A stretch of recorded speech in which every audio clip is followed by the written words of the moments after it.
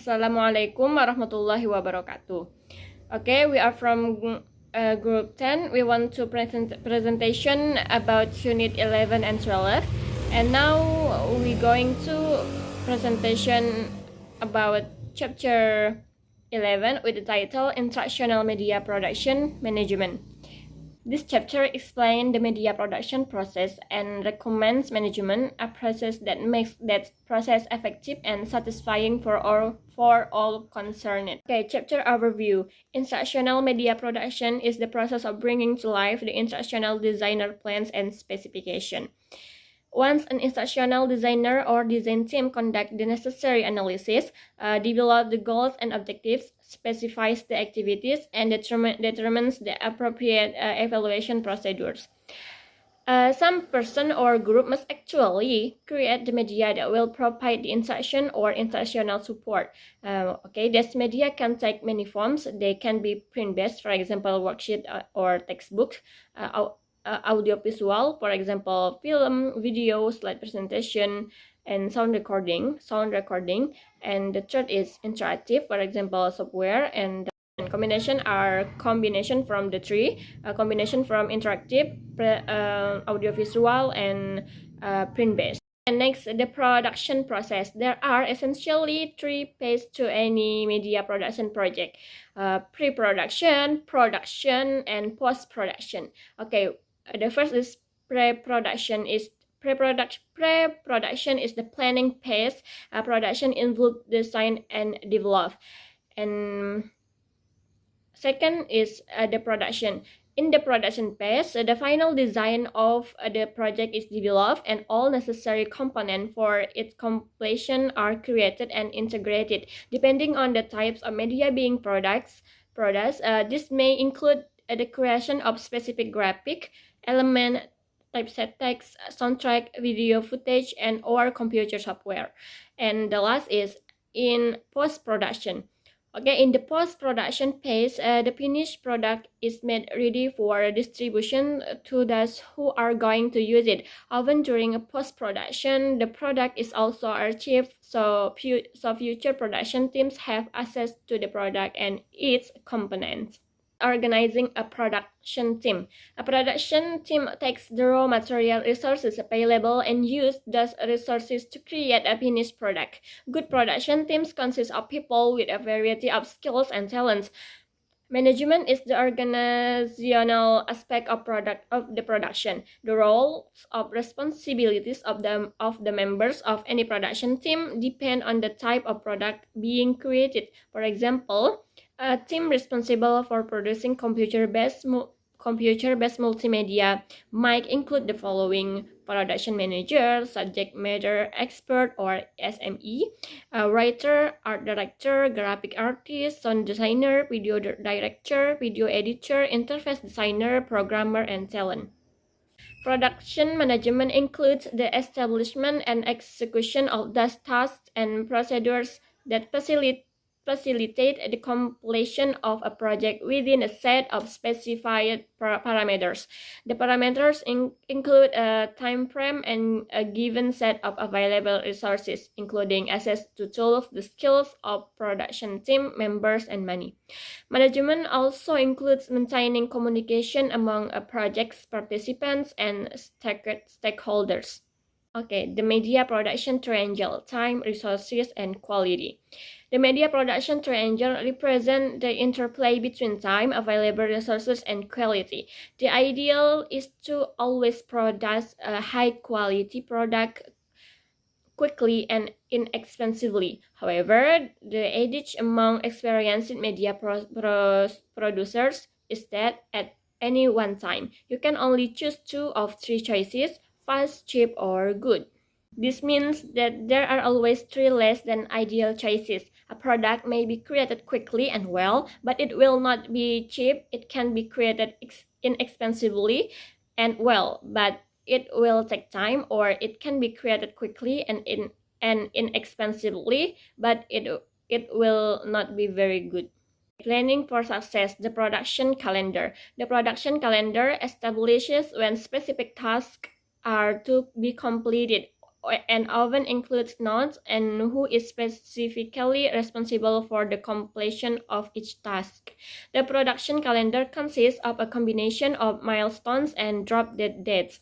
Okay, here milestone are the dates when important activities are to be accomplished and completed. This include in analyzing the style guidelines, the completion of storyboard or prototypes, production team meetings, and meetings with the client.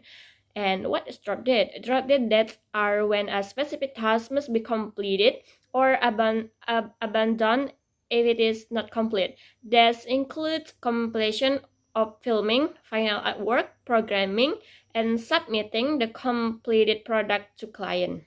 Style and technical guides. Style guides help to unify the project, providing standards for the product's visual look, feel, and functionality. As the project progresses, it is advisable to create a style manual for all media that will be incorporated into the final product. A style manual often contains specific detail for fonts or typefaces and font size. There may be specific guidelines for headings, body text, caption, and etc. And the second, color scheme, the background color, font color, or palettes, and etc. And the third, graphics, the type of graphic, cartoon, iconographic, photorealistic, and etc. In the case of computer-based instructional media, this may and probably should also include specification for the pixel depth and resolution of images.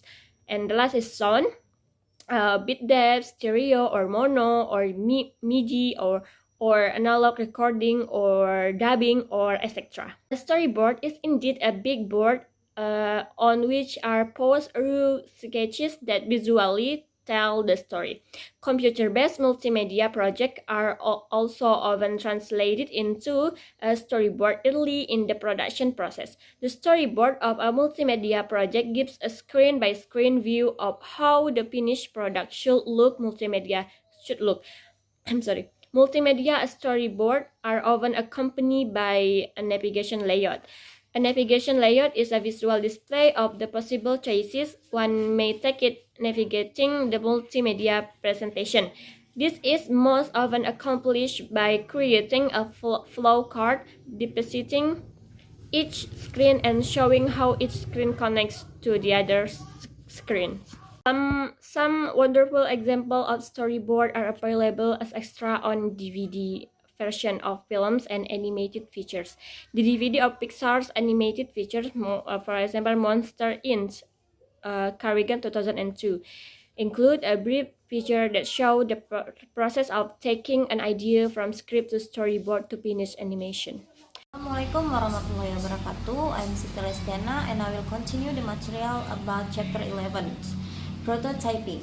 Prototyping is a common method of productions. This is true for automobiles, architecture, animation, and software development, with myriad examples of successful applications of these methods. Rapid prototyping is a production strategy that requires starting with a very sketchy idea that evolves through multiple prototypes to arrive at a finished piece. A production team may want to decide how many prototypes to develop as part of the production plan and whether it will be necessary to create and test prototypes of specific media elements. Keep in mind that storyboards should be considered as early prototypes and should be treated as such. And then about communication and conflict resolutions. 4 key communication strategies that can help are respect, regular consultation, specificity, and paper trail maintenance. That is from Brown, Green, and Z 2001. The first is respect. Individuals must realize that each member of the team brings to the project a set of unique skills and talents as well as a unique perspective.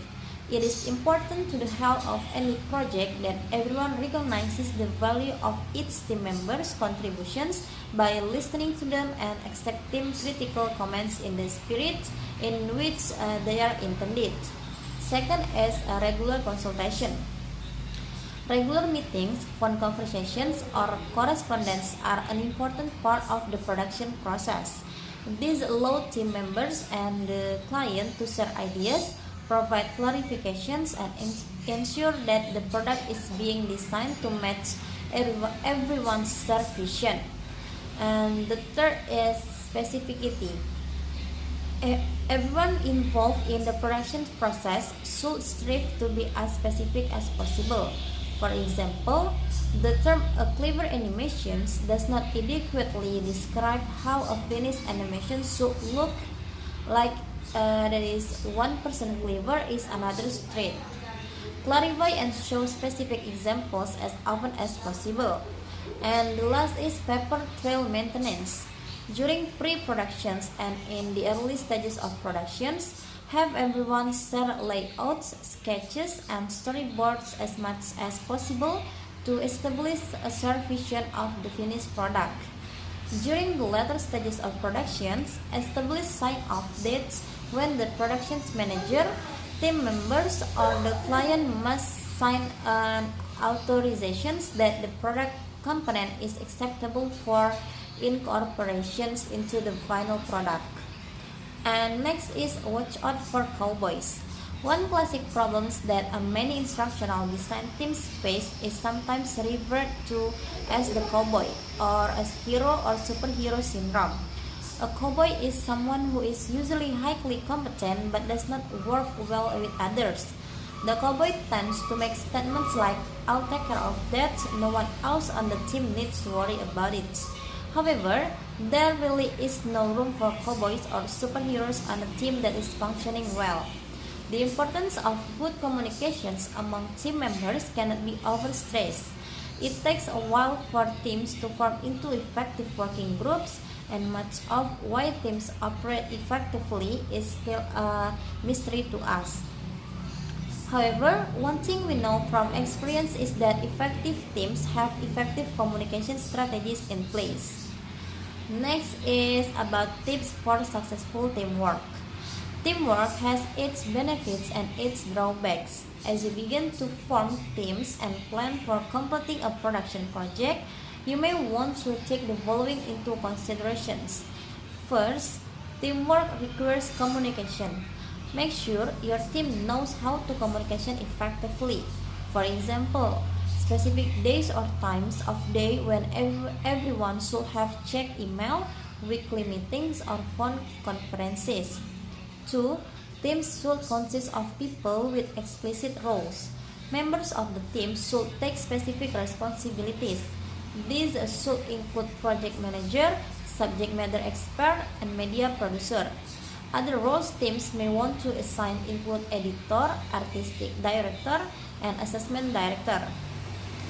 Third, teamwork requires consensus. Team members must discuss and agree on critical elements of successful project completion. Team communication protocols and assigned roles are something that all team members must agree to. The team should come up with a roster of the specific roles of each team members as well as a timeline that indicates when each team member's production obligations are to be met. And next is about evaluating the product. In the early stages of pre-production and production, product ideas and rough sketches can be evaluated through expert review. An expert review is soliciting input from a person or persons with a great deal of experience with the type of instructional media under development. In the middle and later stages of development, the product can be evaluated through peer review. Other producers or instructional designers may be asked to review the product in its storyboard or alpha prototype form in order to get an informed outsider's opinion of the product. And at the later stages of development, potential end users may effectively review the product. As the product takes on its final shape, those who will use the product can test it out and offer advice or criticisms. This is often accomplished through usability testing. Next is about usability testing, a concept originally borrowed from engineering that has gained popularity among software developers, multimedia producers, and instructional designers is usability testing. Usability testing consists of evaluating the product by observing it in action with potential end users. Typically, a usability test consists of evaluators observing a user or users interacting with the product under control conditions. And last is about mission creep. It is often said among media production specialists that no multimedia project is ever completed. It is merely abandoned. One of the problems faced by a team that successfully creates a prototype product is that once it becomes evident that the product will work, those contributing to the project will want to add components and make improvements. This very natural wish to add to a successful product often results in the product never reaching completion. At some point, someone must declare the product completed. Okay, I think that's all about my explanation about the chapter 11. I'm sorry if I have a mistake before, and I close this video. Wassalamualaikum warahmatullahi wabarakatuh. The next chapter is titled Visual Design for Instructional Media. This chapter describes the essential elements of visual display and the basic rules of visual design. Topics covered here include an introduction to the basic principle of visual design, suggestion for creating attractive designs, choosing the best font type and size for design, and examples of legible and legible design. Next, I want to explain about why instructional designers need to learn about visual design. According to Zulfa, graphic designers trained in the complexities of visual thinking criticize the use of these tools and express concern that software companies are overselling and capabilities of their products. Today, desktop publishing and web editing software are even more sophisticated, but the situation remains the same. While many programs are available that allow one to dump text and graphics into ready-made templates, they are not a reasonable substitute for understanding and applying visual design principles. The next material is Basic Principles of Visual Design. In a non-designer design book, author Robin Williams presents 4 basic principles of visual design, namely alignment, contrast, repetition, and proximity. The first is alignment. Alignment is what directs the reader to the design or something called flow. Nothing should be incorporated into the design without careful consideration of its placement. One common alignment strategy is to have all headings aligned with each other with indented subtitles and body text under each heading. See Figure 12.1. This is an example of the alignment principle. In this example, alignment is used to make a visual suggestion to move up as each task is completed to achieve the goal of completing the certificate. The second is contrast. Contrast distinguishes various design elements. For example, make titles stand out from the body text by using very different typography for each title. Bold and italic text contrast with plain text. Contrasting colors can be used. Black and white are the most important contrast colors combination, as can image contrast and type size. See Figure 12.2. This is an example of the principle of contrast. This example demonstrates the use of contrast as well as alignment. Very different sizes of type are used for emphasis. Bold and italic are used to draw attention to important information. The third is repetition. Repetition conveys a sense of purposeful and carefully planned design. Simple elements used repeatedly give the design a unified feel. For example, a large graphic used at the top of the page can be used at the bottom of the page as small repeating images that form a line. See figure 12.3. This is an example of the repetition principle. This example demonstrates repetition as well as alignment and contrast. The same typeface is used consistently through the design. Okay, the last, proximity. Proximity puts together elements that relate to one another, creating one or more visual units within the large design that help organize information. Example, image of a person standing on a scale and text describing a weight loss strategy may be placed very close to each other to create a visual unit. See figure 12.4. This is an example of the proximity principles. This example demonstrates the use of proximity as well as alignment, contrast, and repetition. Information is grouped into three distinct areas: title, step, and contrast information. And the 5 steps are separate to distinguish them as separate tasks. Next material is visual design tips. There are some tips that make visual and print materials more attractive and memorable. The first, don't be afraid of negative space, empty or unused space in visual design. It's important to make good use of negative space by resisting the urge to fill it with text or image. Pages full of text and image are hard to read. The second, make use of the face.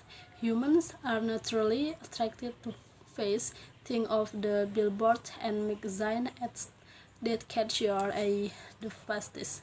How many have big face as part of the design? How many cereal boxes are designed to attract the attention of a shopper who has a face on the front?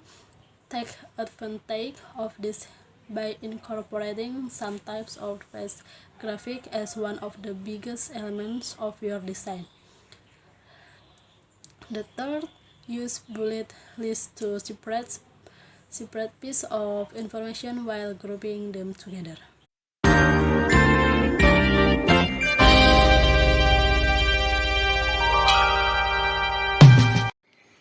Type. In visual design, the typefaces that we use to present text are considered to be in one of 3 categories. First, serif, second, sans serif, and the third, decorative. Serif text is generally considered the easiest text to read. Serif are the little tails and squiggle. It means not exactly the technical term that employs certain typefaces. Serif text is particularly easy to read because the serif are designed to help the reader identify and discriminate between specific letters. And second, sans serif text. Sans serif text is literally without serif. Sans is French for without. Sans serif text is the second most readable type of text and is often used for section heading and caption. Arial and Helvetica are examples of sans serif typeface. And the third, a decorative typeface. Decorative typeface is exactly what its name implies. These are the funky typefaces that are most often used to give print materials a specific style or personality. The rubric most commercial artists use is this. Use a common, easily recognized serif typeface for the body of the work. For example, Times or Time New Romance, and break up the body text with heading and caption in sans serif typeface, for example Arial or Helvetica, and use decorative typeface sparingly. Only use the decorative typeface for a short title or subheading. And so here are examples of serif typefaces, sans serif typefaces, and decorative typefaces. Next, color. Color is generally organized into two types of color models. First, subtractive, and second, additive. These models are based on identifying three primary colors that can be used in combination to create all other colors. The three primary colors of an additive color models are red, green, and blue. This is what it's meant by RGB. R is red, G is green, and B is blue. In an additive model, mixing the three primary colors together at full strength produces white. It means the presence of all colors. This is also called a like model because it explains how colored light behave. And the three primary colors of a subtractive color models are yellow, magenta, and cyan. In elementary school, we usually learn this as yellow, red, and blue. In a subtractive model, mixing the three primary colors together produces black. It means absence of color. This is also called a pigment model because it explains how pigments such as paint or ink behave. A true black pigment has to be added to form the colors black, which is why we have the four colors process model. The four colors process model used for primary colors cyan, magenta, yellow, and black. Selecting the best text and background colors. In designing instructional media, the best text and background colors are those that make the text easiest to read. Studies conducted on the most readable text or background color combination indicate that black text on white background is what most people find easiest to read. According to Brown, Lutherbeck, and Blair, 2007. Evaluation. There are two simple tests you can apply to any piece of work to see if it does what it is intended to do. First, decide what the most important thing is on any single page of your work, and then perform a scan test to determine if that most important thing is the most noticeable aspect of a visual design. The scan test is just what it sounds like. A second and equally important test to perform on your work is to hand it to someone who has not been involved in its creation and ask him or her to read it through and tell you what he or she thinks. Try giving it to at least two different types of people. One person who is very similar to intended audience and one person who is an instructional design peers. Next, final thought. One last piece of advice is to do what most visual design professionals do. Visual design is both an art and sciences, and there are trend and fashion in the world of visual design that are worth keeping up with. A local supermarket can provide useful information about effective visual design.